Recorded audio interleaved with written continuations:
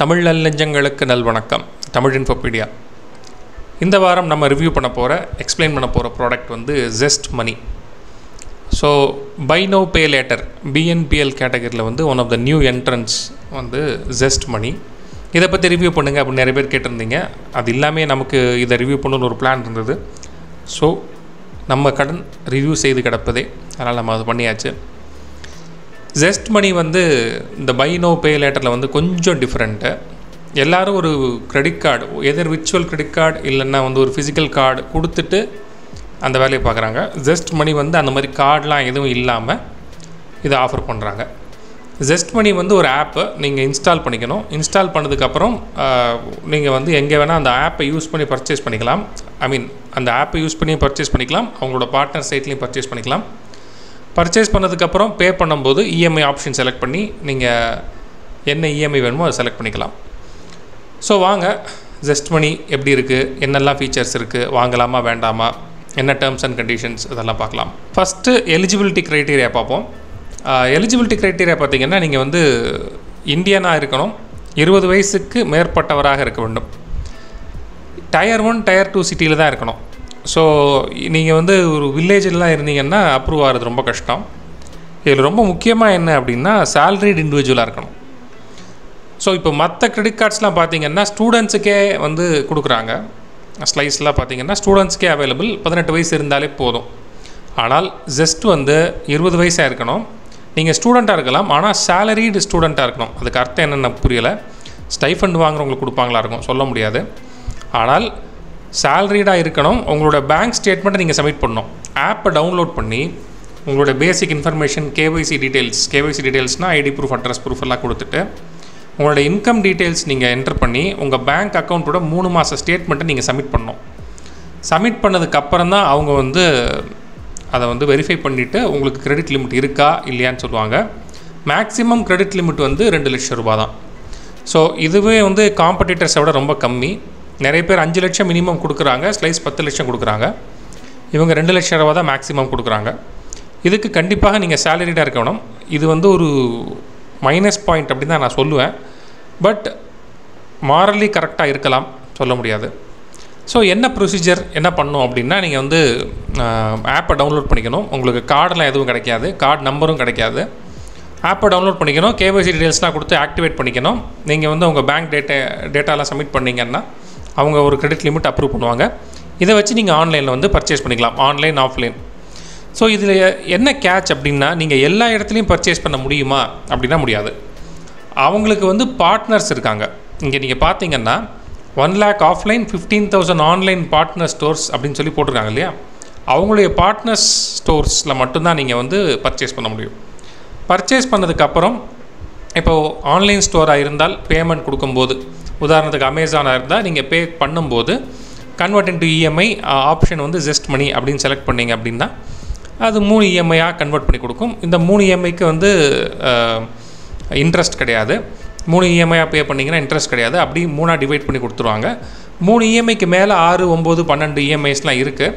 அப்படி நீங்கள் போனீங்கன்னா அதுக்கு இன்ட்ரெஸ்ட் சார்ஜ் பண்ணுறாங்க. ஸோ இதில் இன்னொரு மைனஸ் பாயிண்ட் என்ன அப்படின்னா வந்து இவங்களுடைய பார்ட்னர் ஸ்டோர்ஸில் மட்டும்தான் நீங்கள் வந்து பர்ச்சேஸ் பண்ணவே முடியும். இதுக்கு முன்னாடிலாம் மற்ற ஆப்லலாம் எப்படின்னா அவங்க ஒரு விசா கிரெடிட் கார்டு நம்பர் கொடுத்துருவாங்க உங்களுக்கு. அது நீங்கள் விர்ச்சுவலாக யூஸ் பண்ணிட்டாலும் சரி தான், இல்லை நீங்கள் கார்டு வாங்கி ஃபிசிக்கலாக வச்சுக்கிட்டாலும் சரி தான். ஸோ எங்கெல்லாம் விசா அப்ளிகபிளோ அங்கெல்லாம் நீங்கள் தேய்ச்சிட்டு வந்துடலாம். ஸோ அதெல்லாம் நீங்கள் வந்து இஎம்ஐயாக அவங்க அலோவ் பண்ணாங்கன்னா கன்வெர்ட் பண்ணிக்கலாம், இல்லைன்னா நீங்கள் அப்புறமா பே பண்ணிக்கலாம். பட் இங்கே அப்படி கிடையாது. அவங்க பார்ட்னர் ஸ்டோர்ஸில் மட்டும் தான் நீங்கள் அதை பண்ண முடியும். அது போக எல்லா பர்ச்சேஸையுமே வந்து நீங்கள் 3 இஎம்ஐயாக கன்வெர்ட் பண்ணி நோ காஸ்ட் இஎம்ஐயாக பே பண்ண முடியுமான்னா அதுவும் டவுட் தான். ஃபார் செலக்ட் ஆஃபரிங்ஸ் நீங்கள் அது பண்ணிக்கலாம் அப்படின்னு போட்டிருக்காங்க. அந்த செலக்ட் ஆஃபரிங்ஸுங்கிறத அவங்க டிசைட் பண்ணுவாங்க நான் நினைக்கிறேன். ஸோ இன்னொன்று, கிரெடிட் லிமிட் கொடுக்கறதுக்கு கிரெடிட் ஸ்கோர் தேவையில்லை அப்படின்னு சொல்கிறாங்க. ஆனால் அவங்களுடைய டேர்ம்ஸ் அண்ட் கண்டிஷன்ஸில் வந்து நாங்கள் வந்து கிரெடிட் இன்ஃபர்மேஷன் கம்பெனிஸாக அணுகுவோம் உங்களுடைய கேஒய்சி டேட்டாவெல்லாம் வச்சு, அதுக்கு நீங்கள் இன்னும் கோச்சிக்கூடாது அப்படிங்கிற மாதிரி ஒரு டேர்ம்ஸ் அண்ட் கண்டிஷன் இருக்குது. நீங்கள் ஆப்பை இன்ஸ்டால் பண்ணும்போது இதுக்கு வந்து நீங்கள் அக்ரி பண்ணி தான் ஆகணும். ஸோ கிரெடிட் ஸ்கோர் வேண்டாம் அப்படின்னா ஏன் சிஐசிக்கு போகிறாங்க அப்படிங்கிறது எனக்கு தெரியல. பட் மேலோட்டமாக பார்க்கும்போது கிரெடிட் ஸ்கோர் இல்லாமல் தான் கொடுக்குறோம், உங்களுடைய எம்ப்ளாய்மெண்ட், சேலரி டீட்டெயில்ஸ், அப்புறம் அதர் டேட்டா பாயிண்ட்ஸ். இந்த அதர் டேட்டா பாயிண்ட்ஸ் என்ன அப்படிங்கிறதுக்கு உண்டான ஒரு தெளிவான விளக்கம் வந்து அவங்க இதில் இல்லை. அது வந்து கேஸ் பை கேஸ் பேசிஸில் வந்து நாங்கள் வந்து டிஃபர் ஆகும் அப்படிங்கிறாங்க. ஸோ இது சேலரிடுக்கு மட்டும்தானா அப்படின்னா இல்லை, செல்ஃப் எம்ப்ளாய்மெண்ட்டுக்கும் இருக்குது அப்படின்னா வந்து ஒன் ஆஃப் த யூடியூப் வீடியோஸில் அவங்க எக்ஸ்பிளைன் பண்ணுறாங்க. பட் அதுக்குண்டான ப்ரொசீஜர் என்ன அப்படிங்கிறத அவங்க வந்து இங்கே கொடுக்கல. மேபி பேங்க் ஸ்டேட்மெண்ட்டை வச்சு அவங்களுக்கு வெரிஃபை பண்ணுவாங்களா இருக்கும். இப்போது ஜெஸ்ட் மணியில் வந்து இதை மட்டும் தான் நீங்கள் பண்ண முடியுமா அப்படின்னா இல்லை. நீங்கள் ஜெஸ்ட் மணியில் வந்து பர்சனல் லோனு வாங்கிக்கலாம், which is highly not advisable. என்னை பொறுத்த வரைக்கும் பர்சனல் லோன் அப்படின்னு போனீங்கன்னா ஏதாவது ஒரு பேங்க்குக்கு போய் வாங்கிக்கோங்க. இல்லை நீங்கள் ஜெஸ்ட் மணி தான் எனக்கு ரொம்ப பிடிச்சிருக்கு அப்படின்னா நீங்கள் இங்கேயும் வாங்கிக்கலாம். ஜெஸ்ட் மணியில் பர்சனல் லோன் வாங்கணும்னா நீங்கள் முதல்ல அவங்களோட கிரெடிட் லிமிட் வாங்கியிருக்கணும். வாங்கினதுக்கப்புறம் உங்களுக்கு வந்து பர்சனல் லோன் எலிஜிபிலிட்டி வரும். அதுக்கப்புறம் நீங்கள் வந்து அவங்க கேட்குற டாக்குமெண்ட்ஸ்லாம் கொடுக்கணும், அடிஷ்னல் டாக்குமெண்ட்ஸ் கொடுக்கணும். அவங்க வந்து அப்ரைசல் ப்ராசஸ்லாம் இருக்கும். அதெல்லாம் முடிஞ்சப்போ நீங்கள் எலிஜிபிளாக இருந்தால் அவங்க பர்சனல் லோன் கொடுப்பாங்க. ஸோ ஒரு சின்ன கேல்குலேஷன் இங்கே போட்டிருக்காங்க. இது வந்து சாட்டிஸ்ஃபைங்காக இருக்கானா இல்லை, ஏன்னு நான் சொல்கிறேன். ஸோ 3 மாதத்துலேருந்து 24 மாதம் வரைக்கும் உங்களுக்கு வந்து லோன் டென்யூர் கொடுக்குறாங்க. ஸோ உதாரணம் ஒன்று உங்களுக்கு கொடுத்துருக்காங்க. நீங்கள் லோன் அமௌண்ட் 1 லட்ச ரூபா வாங்குறீங்க, 12 மாதம் வந்து டென்யூரு. அவங்க சார்ஜ் பண்ண இன்ட்ரெஸ்ட் ரேட் வந்து 22%. ஸோ இதோடு இவங்க நிறுத்தியிருந்தாங்கன்னா சரி ஓகே அப்படின்னு சொல்லியிருந்துருக்கலாம். அட்லீஸ்ட் இந்த ப்ராசஸிங் ஃபீயோடு நிறுத்தியிருக்கணும். இப்போ கீழே ஒரு விளக்கம் கொடுக்குறாங்க. எப்படின்னா, நீங்கள் டோட்டலாக எவ்வளோ இன்ட்ரெஸ்ட் பே பண்ணுறீங்க அப்படின்னா 12,313 பே பண்ணுறீங்க. இன்ட்ரெஸ்ட்டு ப்ளஸ் ப்ராசஸிங் ஃபீ பார்த்தீங்கன்னா 1,16,313. இது வந்து 1 lakh பிரின்சிபலையும் சேர்த்து. ஸோ ஃப்ளாட் இன்ட்ரெஸ்ட்டுன்னு பார்த்தீங்கன்னா 12.3% தான் உங்களுக்கு வருது. ஸோ 22% இல்லை அப்படிங்கிறாங்க. இது வந்து ஒரு தில்லாலங்கடி வேலை தான். நீங்கள் 12.3% கொடுக்குறீங்க அப்படின்னா இங்கேயே நீங்கள் வந்து 12.3% கொடுக்கலாமே. அப்படி கொடுத்தா டோட்டலாக பே பண்ணுற இன்ட்ரெஸ்ட் வந்து 12,000 ரூபா கிடையாது, கிட்டத்தட்ட 6,000 ரூபா தான். ஸோ டோட்டல் இன்ட்ரெஸ்ட் வந்து டபுளாக ஹாஃபாக குறையுது. ஆனால் இவங்க 22% சார்ஜ் பண்ணி இஎம்ஐ கம்ப்யூட் பண்ணி எல்லாத்தையும் ரெக்கவர் பண்ணிவிட்டு மொத்தமாக ஒரு ரிவர்ஸ் வேலை வந்து இது மொத்தமாக 12% தான் வருதுங்க. 12,313 ரூபா வந்து 1 லட்ச ரூபாயில் வந்து 12% அப்படின்னு சொல்கிறாங்க. பட் எப்படி நீங்கள் இன்ட்ரெஸ்ட் கால்குலேட் பண்ணணும் அப்படின்னா, ஒரு மாதம் ஃபஸ்ட்டு மாதம் 1 லட்ச ரூபா உங்களுக்கு பிரின்சிபல் இருக்குது. நீங்கள் 9,359 ரூபா நீங்கள் கட்டிட்டீங்க அப்படின்னா இதில் வந்து இன்ட்ரெஸ்ட்டும் குறையும், பிரின்சிபலும் குறையும். ஸோ பிரின்சிபல் அடுத்த மாதம் 95,000 ரூபா தான் இருக்கும். நீங்கள் அதுக்கு தான் இன்ட்ரெஸ்ட் சார்ஜ் பண்ணணும். டிமினிஷிங் ரேட்டில் தான் இன்ட்ரெஸ்ட் சார்ஜ் பண்ணணும். அது அவங்க பண்ணல. ஃப்ளாட்டாக 1 லட்ச ரூபாய்க்கு 12% சார்ஜ் பண்ணுறோம் அப்படின்னு சொல்லி ஒரு சுத்தலில் விடுற மாதிரி சொல்கிறாங்க. பட் அது தப்பு. அவங்க வந்து டோட்டலாக 22% தான் சார்ஜ் பண்ணுறாங்க. அவங்க எப்படி சார்ஜ் பண்ணுறாங்கன்னா, ஒவ்வொரு மாதமும் எவ்வளோ பிரின்சிபல் அவுட்ஸ்டாண்டிங் இருக்கோ அதுக்கு சார்ஜ் பண்ணுறாங்க. பட் நம்மகிட்ட சொல்கிறது நீங்கள் மொத்தமாக 12% தான் சார் பே பண்ணுறீங்கன்னு வட்டி கட்டக்கார மாதிரி சொல்கிறாங்க. அது தப்பு. அந்த மாதிரி சொல்லக்கூடாது. ஸோ பர்சனல் லோன் வாங்க போகிறீங்க அப்படின்னா இவங்க எல்லோரும் வந்து உங்களுக்கு லெண்டிங் பார்ட்னர்ஸ். இதில் வந்து சிஎஸ்பி பேங்க்கை தவிர வேறு எதுவுமே வந்து எனக்கு தெரிஞ்சு ஒரு ப்ராப்பர் பேங்க்குன்னு சொல்ல முடியாது. இந்த அஃப்கோர்ஸ் இந்த எஸ்பிஎம் பேங்க் இருக்குது எல்லா இடத்துலையும். மகாபிரபு நீங்கள் இங்கேயும் இருக்கீங்களா அப்படிங்கிற மாதிரி இந்த எஸ்பிஎம் பேங்க் வந்து எல்லா இடத்துலையும் இருக்குது. பட் பர்சனல் லோனுக்கு தான் இவங்க எல்லாருமே வந்து லெண்டிங் பார்ட்னர்ஸ். நீங்கள் கிரெடிட் கார்டு வாங்குறதா இருந்தால் வேறு செட் ஆஃப் லெண்டிங் பார்ட்னர்ஸ் இருக்காங்க.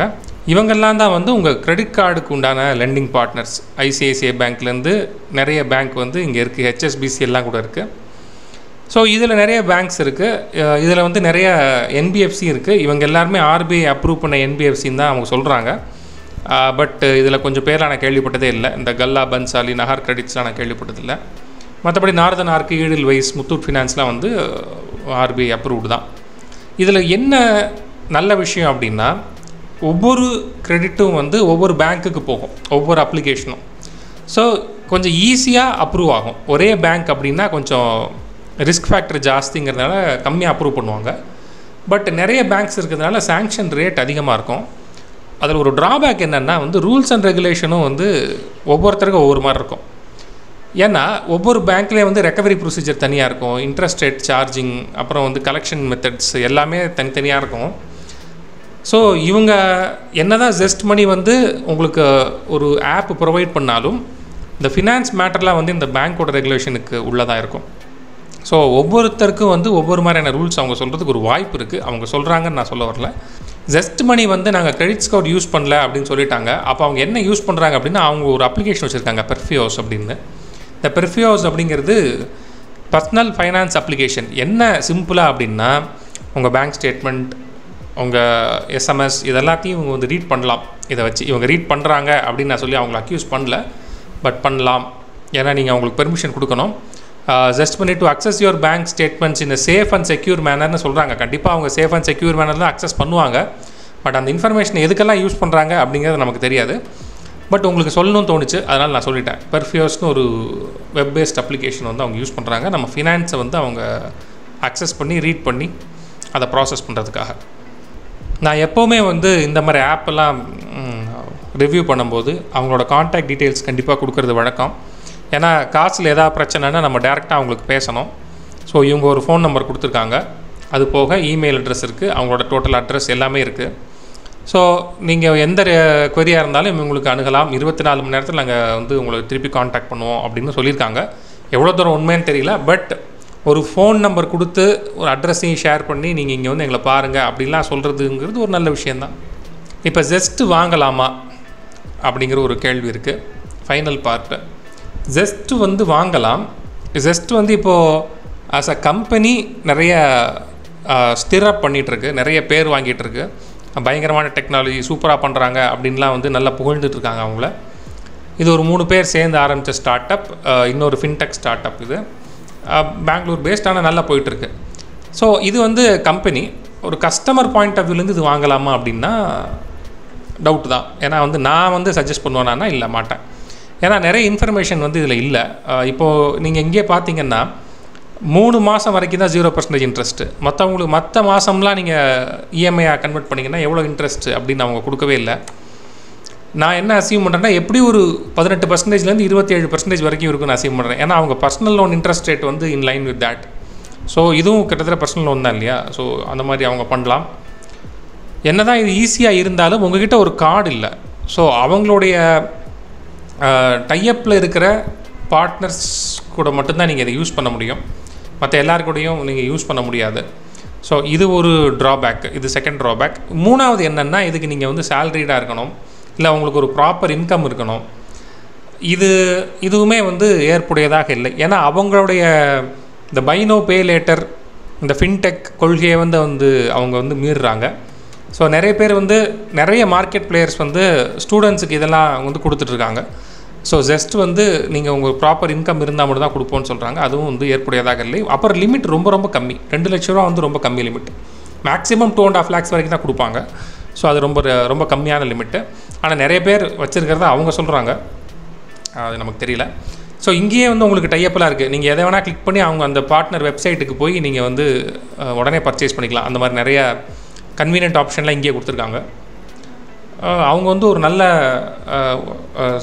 ஒர்க் பிளேஸ் அப்படின்னு சொல்லி சர்டிஃபைலாம் பண்ணியிருக்காங்களாம். ஓகே, அதெல்லாம் அவங்க எம்ப்ளாயிஸ் அவங்க நல்லா ட்ரீட் பண்ணுவாங்களா இருக்கும். கஸ்டமர் எப்படி ட்ரீட் பண்ணுவாங்க நமக்கு தெரியல. ஸோ இதுதான் Zest பற்றி ரிவ்யூ. எனக்கு தெரிஞ்சது நான் பார்த்ததெல்லாம் சொல்லிட்டேன். பெருசாக டேர்ம்ஸ் அண்ட் கண்டிஷன்ஸில் எதுவும் கொடுக்கல. அது ஒரு பெரிய எனக்கு அந்த ஒரு திருப்தியாக இல்லை. அது டேர்ம்ஸ் அண்ட் கண்டிஷன்லாம் படிச்சுன்னு கொடுத்துட்டாங்க அப்படின்னா தப்பே பண்ணாலும் ஒரு வகையில் நம்ம ஒத்துக்கலாம். பட் இதில் டேர்ம்ஸ் அண்ட் கண்டிஷன் நிறைய கொடுக்கல. ஸோ அதனால் வந்து இந்த ரிவ்யூ இப்படி முடிக்க வேண்டியதாக போச்சு. ஸோ Zest Money நீங்கள் யூஸ் பண்ணுறீங்களா? உங்களுக்கு எதெல்லாம் அதில் பெனிஃபிஷியலாக இருக்குது, எதெல்லாம் நாங்கள் கவர் பண்ணாமல் விட்டுட்டோம், இதெல்லாம் வந்து நீங்கள் கமெண்ட்ஸில் போடலாம். இல்லை Zest Money மூலமாக நீங்கள் பாதிக்கப்பட்டிருக்கிறீர்களா, அதையும் நீங்கள் கமெண்ட்டில் போடலாம். ஆர்பிஐ கிரீவன்ஸ் எப்படி ரைஸ் பண்ணுறது, ஒரு Zest Moneyயே இருக்குது, இல்லை வேறு ஒரு ஃபின்டெக் ஆப்பே இருக்குது, இதுக்கு அகேன்ஸ்டாக கிரீவன்ஸ் எப்படி ரைஸ் பண்ணுறது, இந்த மாதிரிலாம் உங்களுக்கு டவுட் இருந்தால் அதையும் நீங்கள் கமெண்ட்டில் போடலாம். நாங்கள் அதுக்கும் ஹெல்ப் பண்ணுறோம். Just we will guide you. நாங்கள் உங்களுக்கு கம்ப்ளைண்ட்லாம் ரைஸ் பண்ணி கொடுக்க மாட்டோம், பட் கைட் பண்ணுறோம். ஸோ இந்த வீடியோ உங்களுக்கு ரொம்ப யூஸ்ஃபுல்லாக இருந்திருக்கும் நான் நம்புகிறேன். இதே மாதிரி இன்னொரு யூஸ்ஃபுல் வீடியோடு உங்களெல்லாம் சந்திக்கிறேன். நம்ம சேனலுக்கு இது வரைக்கும் நீங்கள் சப்ஸ்கிரைப் பண்ணல அப்படின்னா தயவுசெய்து சப்ஸ்கிரைப் பண்ணுங்கள், சப்போர்ட் பண்ணுங்கள். இதே மாதிரி இன்னொரு வீடியோடு உங்களெல்லாம் சந்திக்கிறேன். நன்றி, வணக்கம்.